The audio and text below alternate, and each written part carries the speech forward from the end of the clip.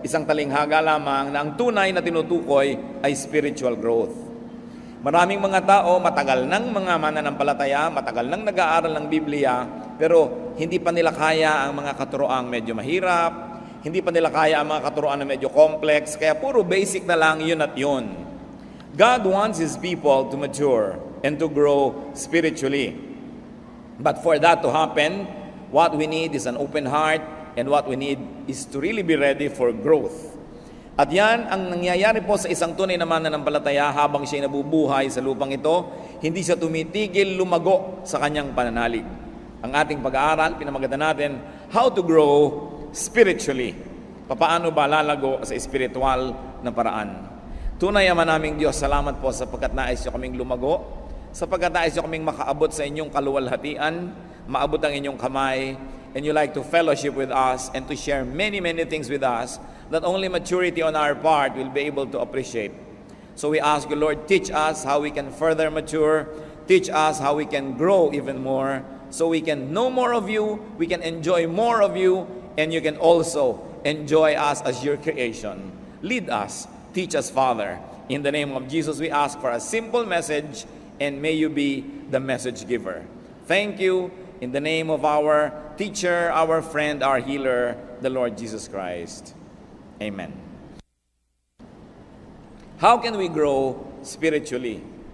Marami na tayong alam dyan, dagdagan lang natin ang konting mga perspective at nang sa ganon, lalo na makilala natin ang Diyos. Tulad ng marami mga anak, nalubos nyo lang nakilala ang inyong magulang at nadagdagan ang inyong appreciation. Nung naging magulang na rin kayo, dahil nag-mature kayo, marami po na dapat malaman at ma-appreciate tungkol sa Diyos na hindi natin naaabot kung hindi tayo nagmamature. Kaya kailangan ng spiritual maturity. How to grow spiritually? First and foremost, we've got to understand and master the basics. Kailangan lubos nating nauunawa, alam ang pasikot-sikot ng mga fundamental na mga katuruan ng mga pasimulang bagay. Kung sa pag-aaral ng musika ay nagsisimula ka sa do, re, mi, kung western music yan, at sa pagbabasa ay ABC, dapat din naman sa Bible, alam mo yung mga basic na katuruan. At sa mga nagkakamali, ano ang sabi ng Panginoon sa Mark 12:24? Jesus replied, "Are you not in error because you do not know the scriptures or the power of God?" Maraming nagkakamali sapagkat hindi nila alam ang scriptures, ang salita ng Diyos. At siyempre, pag sinabi ng Panginoong Jesus na scriptures, ang tinutukoy niya ay yung tinatawag nating Old Testament. Dahil nung nagsasalita ang Panginoon, siya naglalakad, nagtuturo, hindi pa naman nasusulat at hindi pa nako-compile yung tinatawag nating New Testament. So whenever Jesus makes a reference to scripture, He means Old Testament. That's why it is very important. He says, you are in error because you don't understand the scriptures. Kailangan alam natin yan. Hindi yan napalitan ng New Testament. Doon tumubo yung mga maraming katuruan ng New Testament at dapat ay sinusukat natin yung New Testament sa kaalaman natin doon sa Old, sapagkat doon nakasalalay at doon nakapatong yon at hindi mo mauunawaan ng anumang bagay doon kung hindi yon nakasalalay, kung hindi ang pundasyon ay yung mismong Old Testament. It's important to know the basics of the law, the prophets, and the wisdom literature, poetry, and all that. How else do we grow spiritually? Pursue higher and deeper learning. Di ba't ang puno man, pagka siya ay lumalaki, tumataas ang sanga, pero lumalalim ang ugat? Hindi pwedeng taas ka lang ng taas ang sanga at hindi lalalim ang iyong ugat. Sa konting hangin, tumba ka. Hindi maaari siguro ganun kalalim ang ugat o nalampasan na ng lakas ng hangin yung lalim ng ugat niya. Pero yung mga tunay na malalalim at matitibay ang kapit, yun ay nakatayo pa rin. Yan ang mga nakikita yung survivor. Kaya mahalaga sa ating buhay na espiritual, lumalalim at tumataas ang pagkaunawa. Lumalalim sa salita ng Diyos, so parang lupa na kinakapitan ng ating ugat at kinukuhanan ng mga katuruan at mga nutrients. At lumalaki naman ang application, ang mga naaabot ng application sa pamamagitan ng ating mga dahon. Mahalaga yan. So pursue higher and deeper learning. And in Hebrews 6:1-2, napakalinaw ng sabi diyan, therefore, let us leave the elementary teachings about Christ and go on to maturity. In fact, kung bubuin nyo yung mga kasunod na mga verses nito, sinasabi, let us leave the elementary teachings about baptisms, about the laying on of hands, about being raised from the dead, and about future judgment. Yan ay mga basic things. Dapat lumalampas ka dyan at may iba pa't napakarami pang ibang dapat pag-aralan sa buhay. But how do you leave the elementary teachings? That means leaving your comfort zone. Paano ka tataas kung ikaw ay afraid of heights? Paano ka susuot sa lupa kung ikaw may claustrophobia?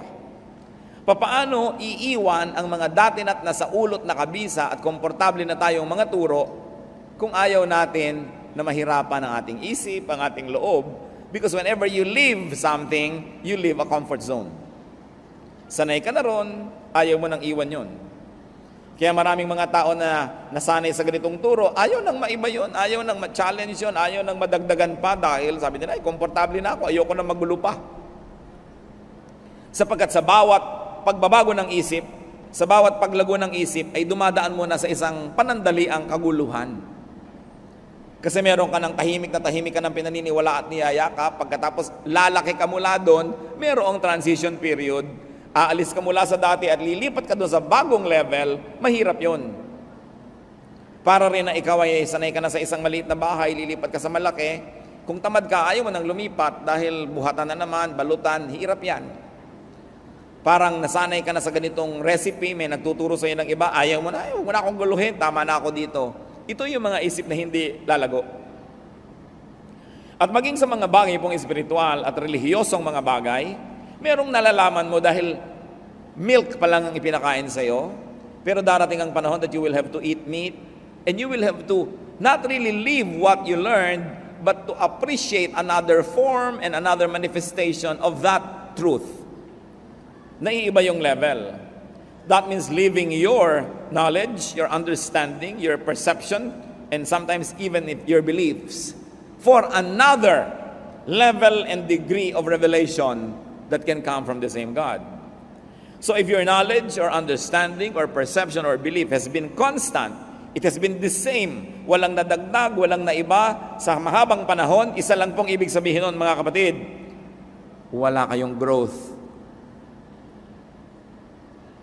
Parang meron kang sapatos, para hindi ka na bumili ng iba, ayaw mo na lang lumaki ang yung paa. Parang malaki ang yung baywang, pinag-exercise ka para lumiit, ang pinoproblema mo, paano yung mga pantalong ko? Hindi magpaparepair pa ako, hindi bibili pa akong bago. So ganito na lang. Laging merong kaunting hirap na kasama ng pagbabago. Pero ano sabi sa Biblia? We are being changed from glory to glory. So hindi tumitigil ang pagbabago. Kaya lagi tayo nag-a-adjust. Pag nakakarinig tayo ng mga bagong anggulo ng katuruan, hindi mo agad tinatanggihan. Sinasabi natin, ano kaya ang matututunan? Ipoproseso, ipapanalangin, hindi agad-agad ay tinatanggihan. Mahalaga that we are ready to change from glory to glory. Therefore, how to grow spiritually? Be open-minded. Kailangan bukas ang isip. Aba, may mga nagmamalaki pa. Aba, kami serado de candado. Niluno ko ang susi at tumalon ako sa dagat at sumisid ako doon, di mo na makukuha pa. Hindi pinagmamalaki, yung nakasarang isip. Sapagkat ang isip ay napakalaki ng mararating. Nakikita niyo po yung mga hindi naiisip ng mga previous generation? Pagsakay sa aeroplano, naisip ba na mga 50 years ago yung cellphone? Diba? Yung mga hanggang ngayon, namamangha ako dyan sa fax.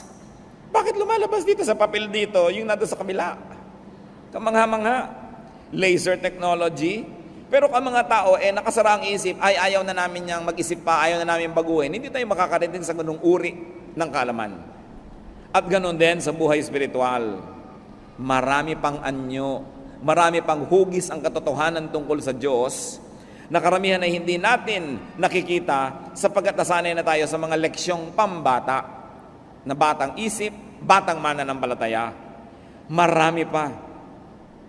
So do not box your mind in set hermeneutics and in set doctrine.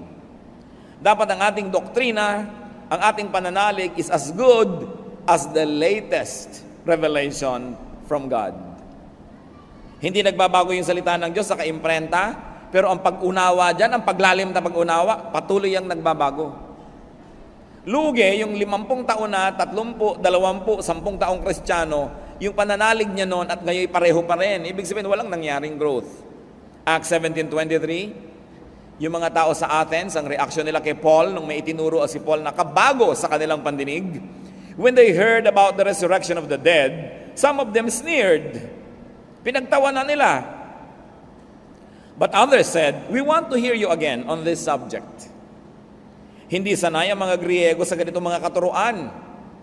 Bagamat napakarami na nilang alam sa kanilang kabihasnan. Kaya nung narinig nila si Paul, may mga nagtawa at hindi na bumalik, at may mga bumalik pa't nag-aral pa. Yun ang nakinabang sa katuruan. So do not readily close your mind. Do not readily reject a new sounding idea. Walang bagong ideya mula nung nilikha ng Diyos ang sandaigdigan. Meron lang new sounding. Bago lang dahil hindi pa natin nakasalamuha at nakita, pero hindi ibig sabihin bagong ideya yon. Hindi rin po natin dapat ipagtanggol sobra ang katotohanan na akala mo maipagtatanggol mo yon sa pamamagitan ng pagsasara ng iyong mata at ng iyong tainga at baka maiba pa. Sapagkat ang tunay na katotohanan na nagmumula sa Diyos ay lalong magniningning habang ito ay sinisikap takpan ng mga kasinungalingan.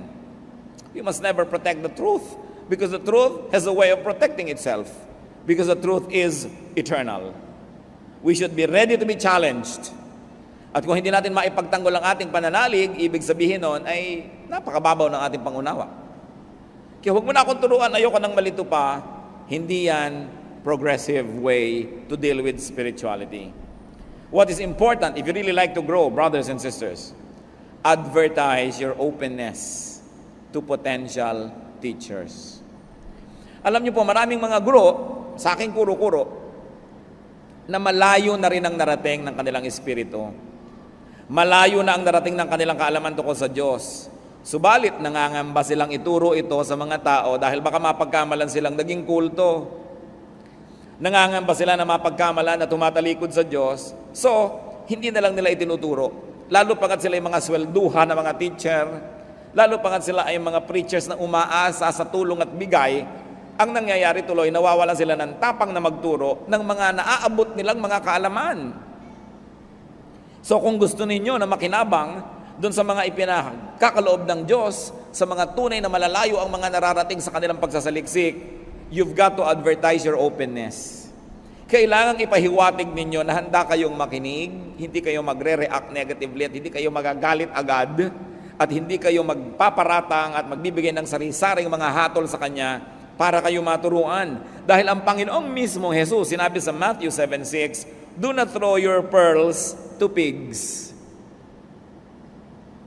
Bakit mo nga naman bibigyan ng perla sa mga baboy? Anong gagawin nila? Yayak-yakin nila yan at kung makita nilang hindi nila pakikinabangan dahil nila makain, dahil pagkain lang naman ang interest nila, alangan namang magpulsera sila. Alangan naman silang maghikaw. At kung nakita nilang hindi nila papakinabangan ng sikmura nila yan, babalikan ka at buong bangis ka nilang sasalakayin. Sabi niya, do not throw your pearls before swine because they will trample upon it, turn back, and attack you. At yan po ang panganib na sinusuong ng mga marurunong pag nagtuturo sa mga mangmang.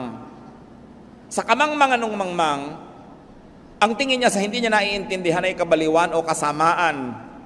At ang gagawin niya sa nagtuturo, mamasamain niya at kanyang lulusubin yung nagtuturo.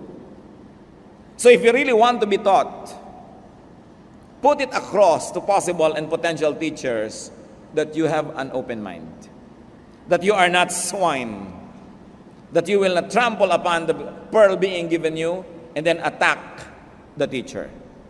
So be willing to get out of boxes. Be willing to develop and to shift beliefs and paradigms.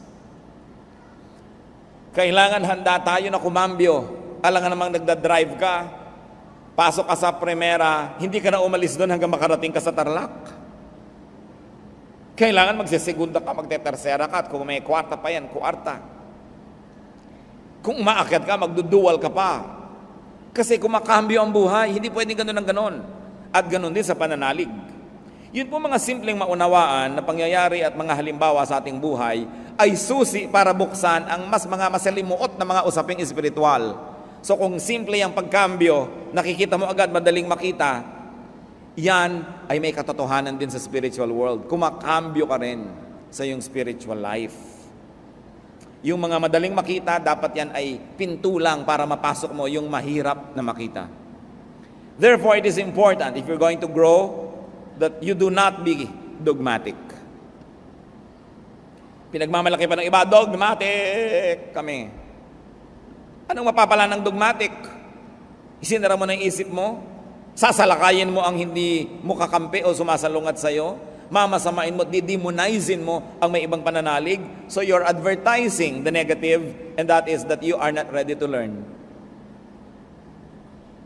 Nalulungkot po ako, sa totoo, pagka malayo ang mga nararating kong mga lugar, tapos may nakikita kong isang karatula ng isang kongregasyon.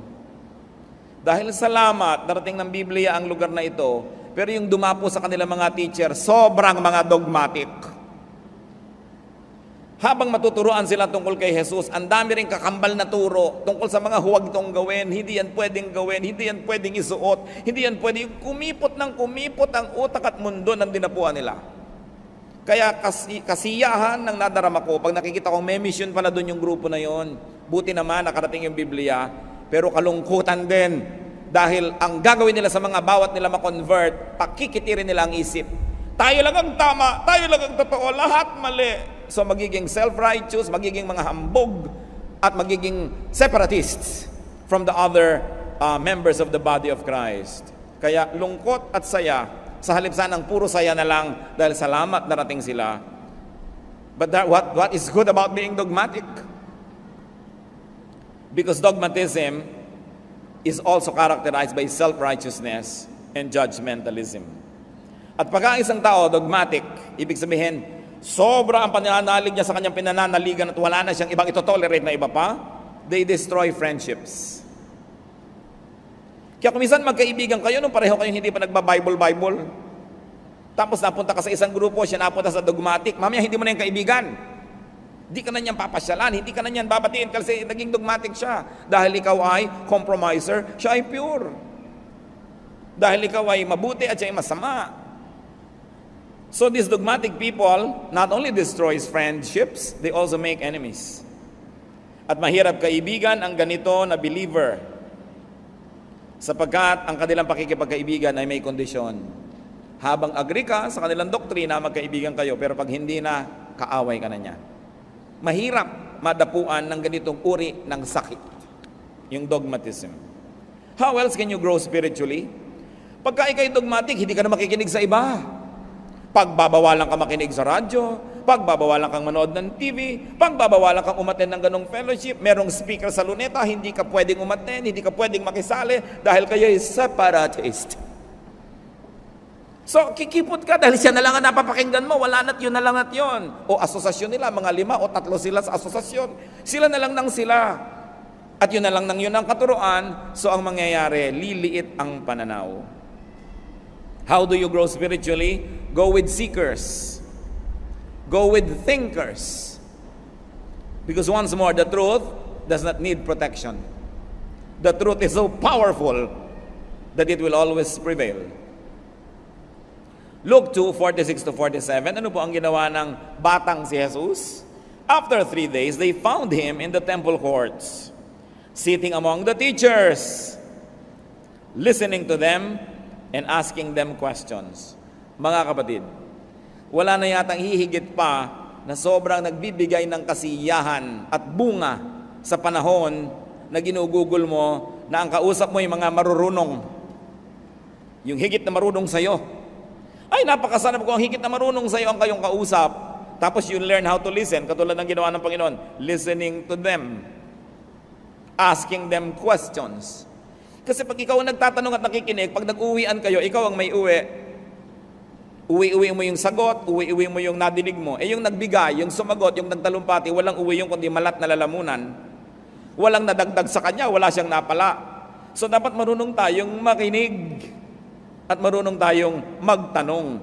Hindi yung tanong na nang challenge. Hindi yung tanong na gustong gipitin mo lamang yung tinatanong mo, kundi tanong na talagang naghahanap ng kasagutan.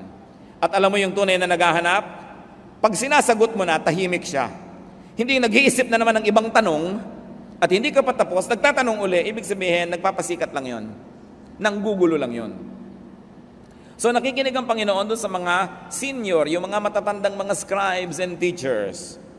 At sa verse 47, everyone who heard him was amazed at his understanding and his answers. So natatanong din siya at nakikipagsagutan naman siya, give and take. Isa yan sa pinakamagagandang investment sa buhay, mga kapatid. Yung nakikisalamuha ka at nakikipagkwentuhan, nakikipag-usap sa mga may alam. Sapagkat ang karunong ay nakakahawa, tulad din na ang kamangmangan ay nakakahawa. So kung ang gusto mo lang laging kausap ay yung ikaw ang bida dahil ikaw ang pinakamaraming alam, at the end of the day, bababa ang iyong kaalaman dahil walang nadagdag. Matthew 13:36, then he, referring to the Lord, left the crowd and went into the house. His disciples came to him and said, explain to us the parable of the weeds in the field. Ang Panginoon ay mahilig magbigay ng mga matalinghagang turo na hindi naman maiintindihan ng marami. Yung mga nagdudunong-dunungan, ayaw ipahalatang di nila naintindihan, so uuwi na sila na mukhang marunong. Pero ang totoo ay magiging manghabang buhay. Pero yung tunay na naghahanap, kinikilala nila ang kamangmangan, sasabihin, hindi po namin naintindihan, pwede bang ipakipaliwanag at ipapaliwanag sa kanila? Those who ask look like fools for a moment, but they become wise forever. Those who don't ask look wise for a moment, but they remain fools for life. Kaya ang gagawin ng Panginoon, dahil ito yung mga masigasig, tuturuan niya.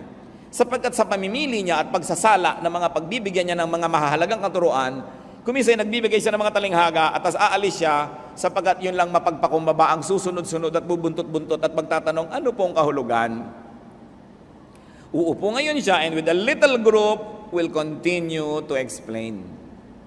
Sapagkat ginagantimpalaan ang tunay na naghahanap. Ngayon, baliktarin nyo yan. Go with the dogmatic. Go with the opinionated and the self-righteous, the self-congratulating and self-promoting religious people. What will happen is the reverse. Liliit ang inyong isip, liliit ang inyong mundo, tinitiyak ko sa inyo, at mapupuno kayo ng yabang at galit sa kapwa. Yan ang bunga ng dogmatism. Another way to grow spiritually is to find the master. Kailangan ating matagpuan ang Panginoon. And to find a master, a little m master, meaning a teacher. People who are on a higher plane of consciousness are important people to meet and to exchange ideas with. Nakita niyo po na ang Panginoong Hesus ay nagtuturo sa bahay ng magkapatid na Mary at Martha? Luke 10:39. Mary sat at the Lord's feet, listening to what He said. Hindi madali para sa isang babaeng tulad ni Maria na maupo sa paanan ni Jesus. Sapagkat noong panahon na yon, sa panahon nila, pag may nagtuturo, mga lalaki lang ang makikinig. At lalo't lalaki yung nagtuturo, mga lalaki ang karamihan ng nakaumpok doon, ang babae, talsik, punta sa kusina, gumawa ng turon. At iyon ang ginawa ni Martha. Yung tama, yung dapat, yung usual, nung magtuturuan na, pumunta na siya sa kusina. At sapagkat hindi niya maunawa kung bakit ang kanyang kapatid ay nanatili kasama ang mga lalaki, magiging disciple din ba ito? Matuturuan ito? Sabi niya, Lord, hindi ba kayo nababagabag na yung babaeng yan nandyan? Sabihin niyo, sumama sa kusina, where we belong. At ano sinabi ng Panginoon? She has chosen the better portion. It will not be taken from her. Ibig sabihin, minabuti ng Panginoon ang babaeng ito, lumalabas sa kanyang usual role, lumalabas siya doon sa box ng dapat kalagyan, ayon sa kaugalian, sapagkat yun lang ang magpapalaya sa kanyang isip upang lumawak ito at lumaki. So, while Mary was learning at the feet of Jesus, Martha was in the kitchen. Literally and probably spiritually.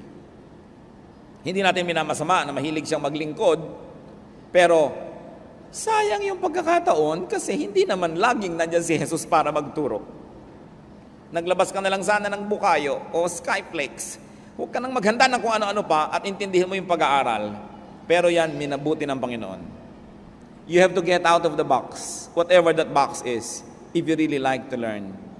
Maybe your box is your schedule, maybe your box is finances, maybe it is household chores or whatever is keeping you, you've got to get out of it if you really like to learn. John 6:68, Simon Peter answered him, Lord, to whom shall we go? You have the words of eternal life. So kanino ka pa nga naman pupunta? You have to find the master. Or the little M masters who have become teachers also. Acts 2:37. When the people heard this, they were cut to the heart and said to Peter and the other apostles, Brothers, what shall we do?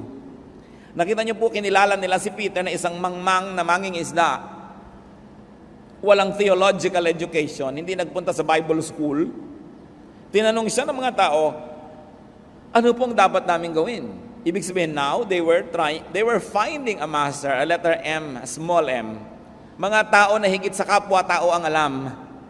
Hinahanap din natin sila, tinatanong at pinakikinggan. At mahalaga yung sabi sa Matthew 7:20, by their fruit you will recognize them. Bago naman kayo mag-recognize at sumunod na sumunod, tingnan nyo muna kung may fruit. At ang pinakamabisang fruit na dapat makita sa isang mangangaral, hindi yung galing magsalita, hindi rin yung personal na buhay niya, bagamat importante yun. Ang tunay na fruit, anong nangyayari sa inyong puso pag natuturuan niya kayo? Yun ang fruit, na walang ibang magsasabi sa inyo kung tama ang fruit o hindi. Do we get comforted when we need comfort? And do we get bothered when we have to be bothered? Yun ang talagang godly teacher. Because the Word of God must comfort the afflicted and afflict the comfortable. So anong bunga sa inyong buhay ng katuruan at ng pagtuturo? Doon nyo ngayon malalaman kung tunay nga ba na isinugo sa inyo ng Diyos ang isang mangangaral. Hindi sa talumpati, hindi sa husay, hindi sa itsura. Bagamat nakakatulong yon. Hindi rin sa kanyang personal testimony, bagamat up to a point, importante. Pero ang mahalaga, anong talab sa inyo ng ministry niya? Yun ang bunga na dapat ay hinahanap. At ang pangako naman, Matthew 7:7-8. Ask, and it will be given to you. Seek, and you will find. Knock, and the door will be open to you. For everyone who asks, receives. He who seeks, finds. To him who knocks, the door will be opened. Meron akong gustong itanong sa inyo, mga kapatid. Siguradong napakarami nyo nang naidasal sa Diyos. Nahiling, nahingi. Nahingi nyo na ba na magpakilala siya sa inyo? Yung lampas at higit sa Christmas card. Yung lampas at higit sa nakikita natin sa mga Belen, sa mga magagandang greeting cards. Yung lampas at higit sa itinuturo ng pulpito o ng Sunday school, ng Bible study o ng Bible school. Nahingi nyo na ba sa Diyos na magpakilala sa inyo? Hingin nyo. Sabi, ask and it will be given you. Kadalasan yung tunay na Diyos, bago natin siya makita, dumadaan ang mata natin sa maraming mga lenses. Lenses ng relihiyon, lenses ng kultura, lenses ng intellect, lenses ng edukasyon, lenses ng kamangmangan, ng ating mga biases, kaya hindi na natin maaninag talaga yung Diyos. Nakita nyo yung Diyos, kung papakinggan nyo ang mga relihiyon, iba-iba ang itsura niya, iba't iba ang kanyang kaanyuan. At kahit mismo sa Kristyanismo, doon na lang tayo sa mga Bible-based evangelical churches, so to speak. Iba't iba pa rin ang madidinig mo na katuruan. Sapagkat kung minsan, ang pagpapakilala ng isang mangangaral tungkol sa Diyos, ayon sa kanyang hilig. Kaya kung mahilig siya magdasal, puro dasal ang ginagawa ng kongregasyon. Kung mahilig siyang magmisyon, puro misyon. Kung mahilig siya sa praise and worship, puro praise and worship ang ginagawa. Kung mahilig siya sa prophecy, puro prophecy. So huwag din kayong mabilanggo sa hilig ng inyong mga ngaral. Dahil kapwa-tao nyo lang yon. Kailangan meron din kayong sariling hilig, may sariling pagpapakilala sa inyo ang Diyos na sinusundan ninyo at hinahabol. Sang-ayon man o hindi ang pulpito. Sapagkat ang relasyon natin sa ating may kapal, sa lumikha sa atin, ay personal. Kaya tingnan ninyo, pag napasama kayo sa kongregasyon na mahilig magdasal, puro kayo puyat na puyat, dasala kayo na dasalan, mga magdamag, no? Dahil yun ang hilig ng pastor. Kung ang napahilig naman niya sa charity, puro kayo charity, feeding the poor, puro street children, inatupag niyo sa buong buhay niyo. Hindi masama yon. Ang sinasabi ko lang, huwag kayong pakulong sa hilig ng inyong mga leaders. Dahil pag humarap naman tayo sa Diyos, personal at isa-isa ang pagharap. Kaya tatanungin ka, anong ginawa mo sa gift na ibinigay ko sa iyo? Hinabol mo ba ang mga ibinigay ko sa iyong mga pangako? Nilandas mo ba ang mga ibinigay ko sa iyong mga daan at doon ka dumaan o sumunod ka na lang ng sumunod kung kani-kanino sa daan nilang gustong puntahan? While the church is a general corporate direction because it is a body, you are not forbidden to pursue a personal growth direction. Hanggang hindi mo ginugulo yung church at hindi ka na pumipigil sa ginagawa ng church in a corporate way, malaya ka na sundan ng Diyos sa iyong personal na buhay. In fact, yan ay hindi mo lang kalayaan, yan ay isa nating tungkulin. Na hanapin ang Diyos at hayaan siyang mabuhay sa ating puso. Kaya ang tanong ko, nagkaroon na ba kayo talaga ng sincere, honest prayer to God and ask Him to reveal Himself to you? Diyos ko, sino po ba talaga kayo? Ano po ba talaga gusto nyo? Baka gusto lang naman ng pastor namin yung nadidinig namin. Yung ba talaga ang gusto nyo?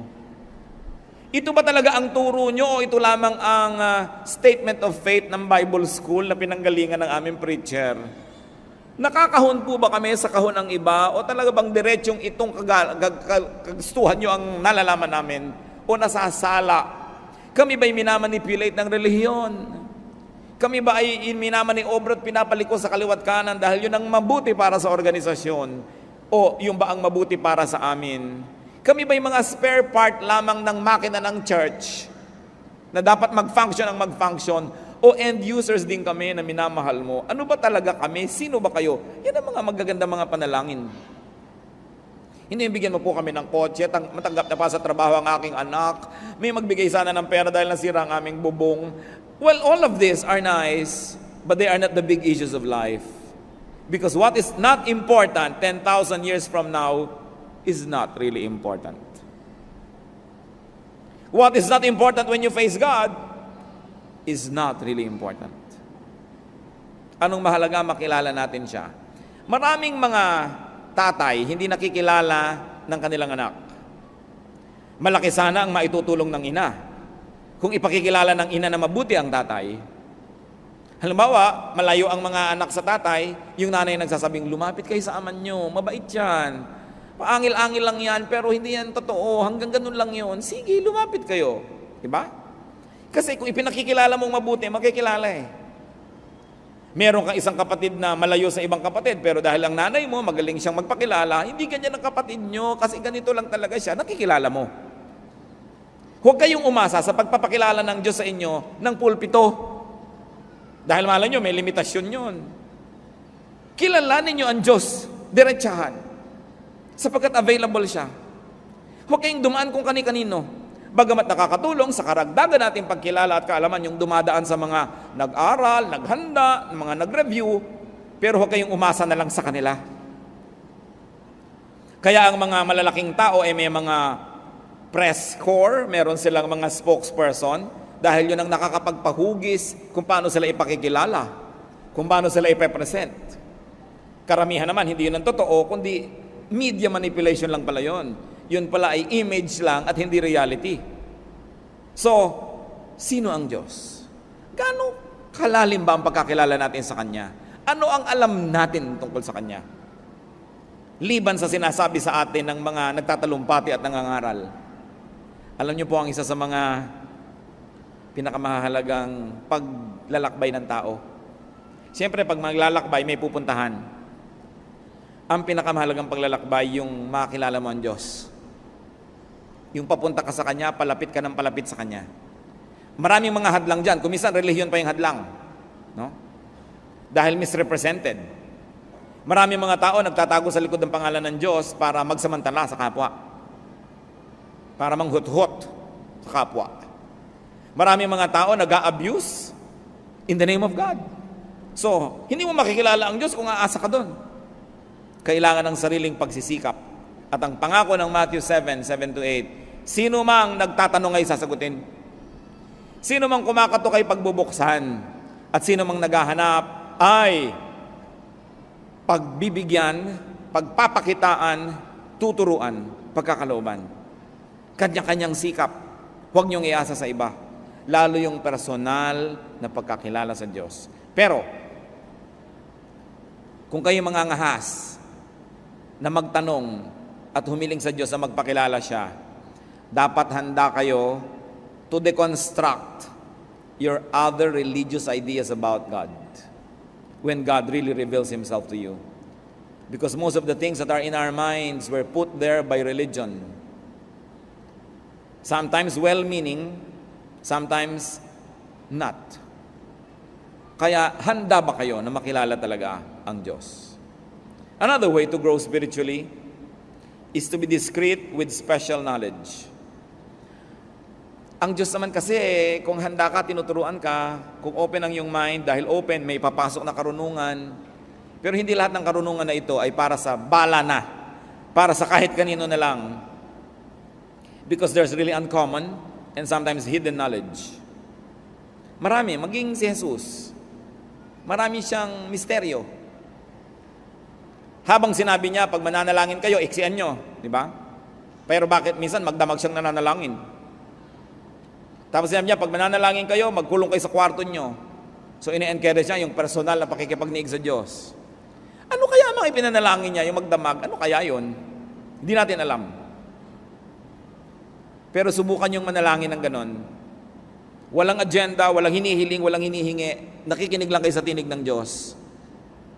You will have a glimpse. You will have a clue as to what it means to really pray in spirit and to pray alone. While it is good to pray with your fellow believers, but it must never replace personal prayer. At yung personal prayer na hindi lang binasa nyo sa inyong devotional guide, na 1 minute with God every day, parang gano'n na lang. Pati babasahin nyo, nakalagay doon, yung isusulat nyo, nakalagay doon, yung conclusion, nakalagay na rin doon. Anong napalan nyo? Diba? Para lang tayong elepanteng tumungtong sa bola. Para hindi mo na kailangan ng utak mo para gawin yun eh. Kailangan mo lang nasanay ka, tinrain. Pero yung mananalangin ng walang agenda, so that it is the agenda of God that will prevail, that is an experience. Yung panalangin na walang performance dahil nag-iisa ka lang, hindi mo kailangang habaan kung hindi na kailangan, hindi mo kailangang iksian kung kailangan iksian, dahil wala ka namang pinangingimi ang tao. So kadalasan nga, mahirap pa yung may kasama kang nananalangin. Dahil kailangan maintindihan pa nila, Diyos ko, ang aking pong nanay nasa ospital, o operahan po siya bukas, kailangan po niya ng dugo. Gusto mong tapikit. Teka nga, bakit mo sinasabi yan sa Diyos? Di ba alam ng Diyos yan? Oo nga, alam ng Diyos, pero hindi alam ng mga kapatiran. Pues sabihin mo na sa kanila bago ka manalangin para alam nila yung background. Dahil sino ba talaga kausap mo? Ang kapatiran o ang Diyos? Nakakalito ka. Kaya yung public prayer, marami yan pitfalls, maraming danger because sometimes it becomes performance. At may mga mananalangin pa, pag manalangin, oh, Amang Diyos, bakit naiiba yung boses pag mananalangin? Tingin mo nga, may mga panalangin. Bakit drama itong nagdadasal na ito? Hindi naman talaga ganun magdasal. So, arte. So, kung gusto niyo maging totoong-totoo, mga kapatid, manalangin kayo mag-isa. Sapagkat yung totoong-totoo sa atin, ang nakalulugod sa Diyos. Develop a very personal prayer life and be discreet if you have special knowledge. Kung may ipinahihiwatig sa inyo ang Diyos, huwag nyo lagi na lamang ipinapabalabalandra sa buong mundo para na lang masabi kayong espesyal. Kasi sabi nga niya, do not give to dogs what is holy. May mga bagay na hindi inuungkat. Kahit sa pamilya natin, yung ginawa ng isang member, hindi naman natin laging inuungkat sa iba. Some things are too sacred to mention. And our relationship with God has a lot of sacred elements. Sabi sa Matthew 7:6, do not give dogs what is sacred. Pagka meron kayong bagong kaalaman, isang bagong ideya, isang bagong pananaw, hindi nyo agad-agad yan na ina-advertise, hindi nyo agad-agad na pinalapalulun sa iba. Kasi hindi sila handa. It takes a spiritual preparedness for spiritual things. Therefore, do not quarrel about doctrines. Wala pang nagdebate tungkol sa doktrina ang nagkasundo. Wala pang nagdebate at nag-away tungkol sa mga katuruan, ang may isang, ay oo nga, tama ka sister, mali ako. Wala pa nagganon. Kasi tuwing may debate, ang gusto ng magkabilang panig ay manalo. Therefore, kahit may punto ka at masarap paniwalaan, i-ignore nila yon dahil pag naniwala sila sa iyo, panalo ka. So, walang nararating ang quarrels. Kung may pananalig kayo at hindi ganun ang pananalig ng inyong kapwa, manahimik kayo. Sapagkat kahit anong pagpilit mo, tatanggihan din niya yan dahil gusto ka niya i-convert tulad ng gusto mo siya i-convert. Walang mararating. Sapagkat kung gusto nang ipagkaloob sa kanya ng Diyos ang ipinagkaloob sa iyo, mahirap ba sa Diyos na gawin yun? Kailangan ba ng Diyos ng iyong tulong para gawin yun? Sapagkat kung sa iyo lumaglag ang kaalaman, dumating ang enlightenment, bakit hindi ibigay din sa kanya? So habang hindi dumadating sa kanya, manahimik ka. Dahil kahit anong gawitin mong lengguwahe at pilit, hindi niya madedecode ang iyong message dahil nasa iba siyang level of consciousness. Parang AM at FM radio station na nag-uusap, hindi pwede magkaiba ang frequency. So, knowledge about spiritual things is also indicative of spiritual condition.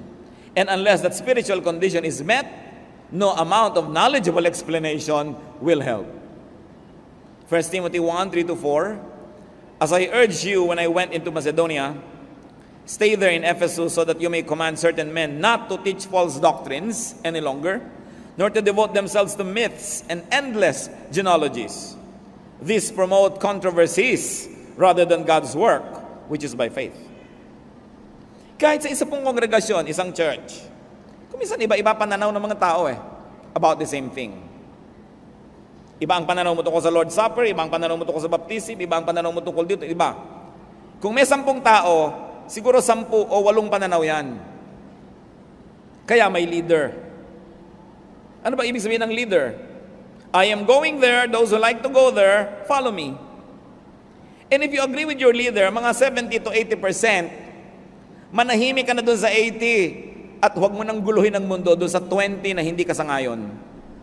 Kasi kapwa mo, meron ding 20 hindi sang-ayon, may 15 na hindi sang-ayon. So, guguluhin nyo ang buo yung kongregasyon. Ngayon, kung talagang yan ay mahalaga at ipinagkaloob sa inyo ng Diyos, mahirap bang ipagkaloob din sa iba? Ang mahalaga sa isang organisasyon may unity. And I say, if you agree 75 to 80%, malaki na yon.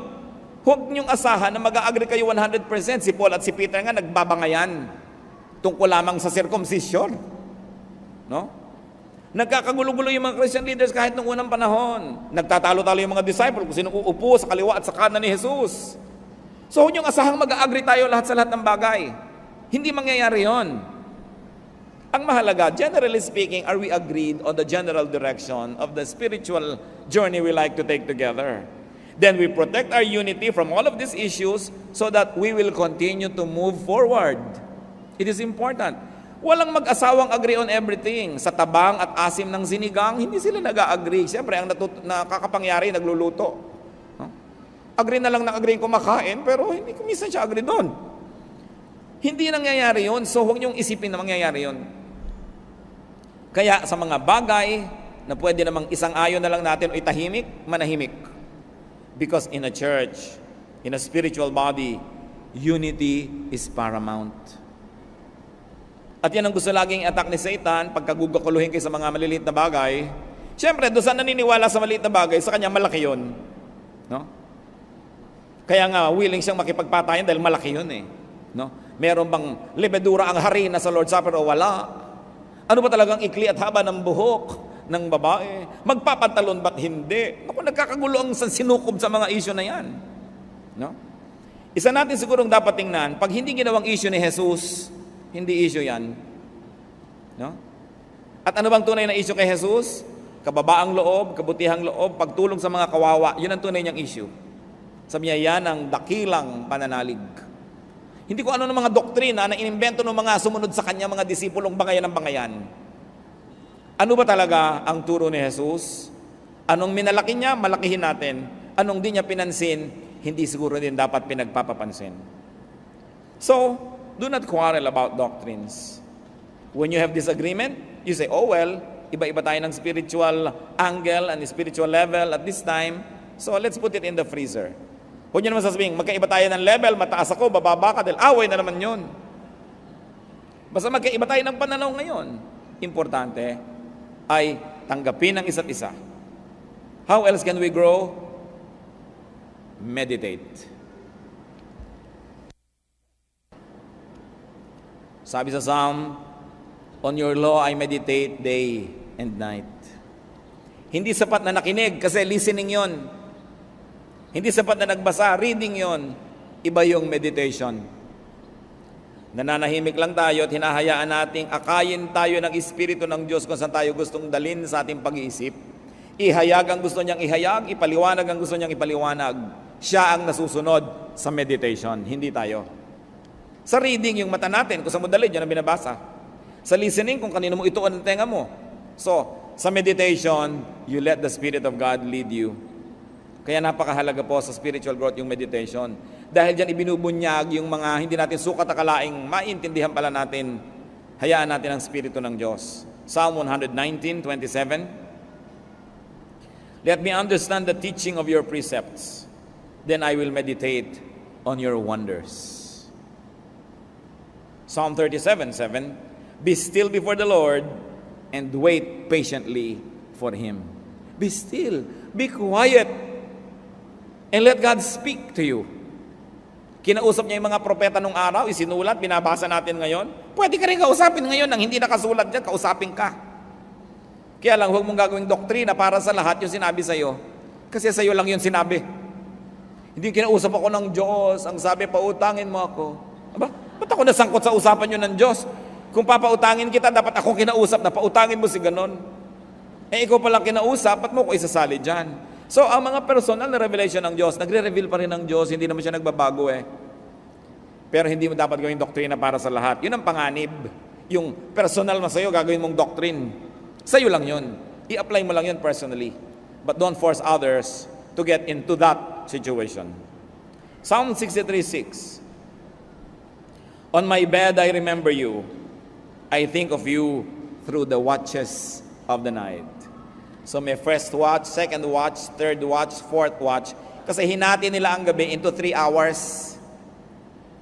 So 3 times 4, yun yung 12 hours of the night. Kaya may mga fourth watch, ibig sabihin yung mag-uumaga na, ayan na, tapos ang paghihintay.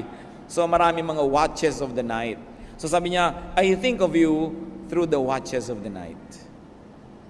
Yung talagang iniisip mo ang Diyos, nakikipagniig ka sa Kanya, wala nang hihigit pa na purong-purong kasiyahan kaysa sa pakikipagniig sa Diyos.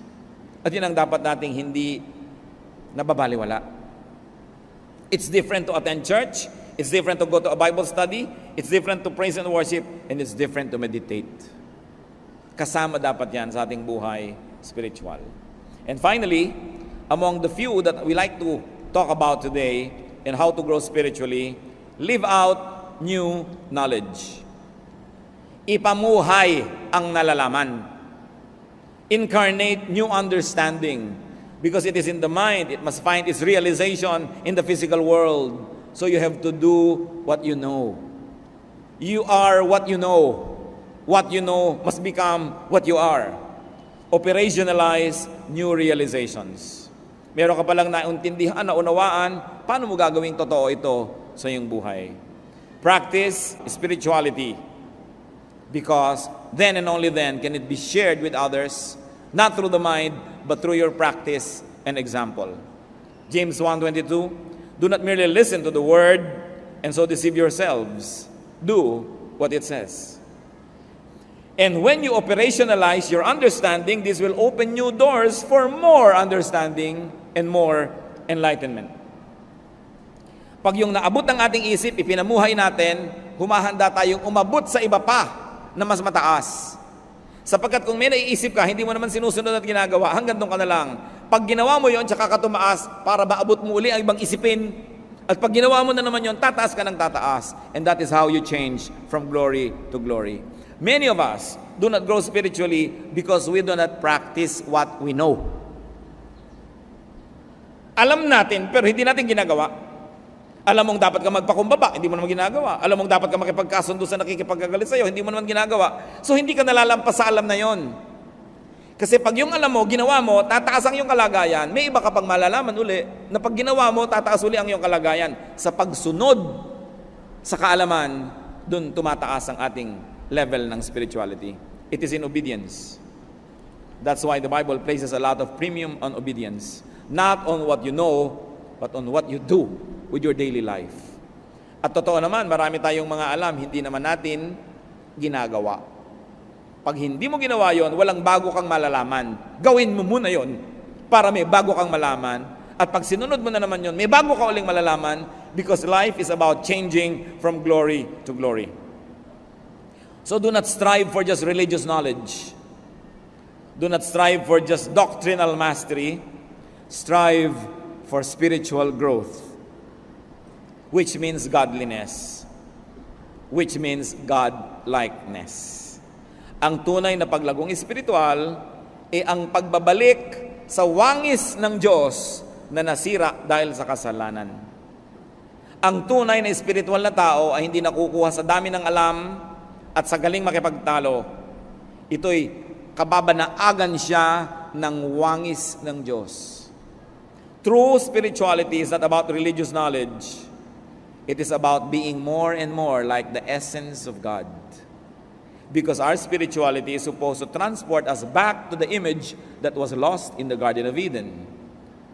Therefore, true spiritual growth is to become more and more like God. Kaya hindi pwede ang mga mahilig makipagtalo at makipag-away dahil hindi trabaho ng Diyos yung ganyang mga bagay. 2 Corinthians 3:18, and we are being transformed into His likeness with ever-increasing glory, which comes from the Lord, who is the Spirit. Transformation is what is important, not information, not knowledge. Transformation. Being what you know. Doing what you preach. Being the truth, not just knowing the truth. Incarnating an idea into real life, into physical life.